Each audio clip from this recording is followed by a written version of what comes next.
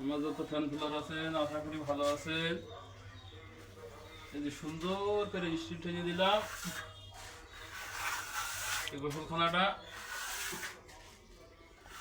দেখতে পাচ্ছেন কোনো জায়গায় কোনো খোলা নেবে না, কিছু না।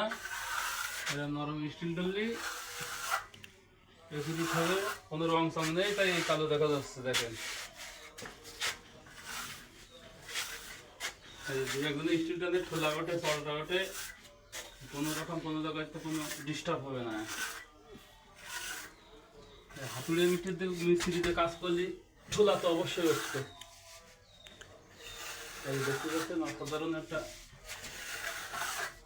তাদের ভিডিওটা যদি ভালো লাগে লাইক করে শেয়ার দেবেন।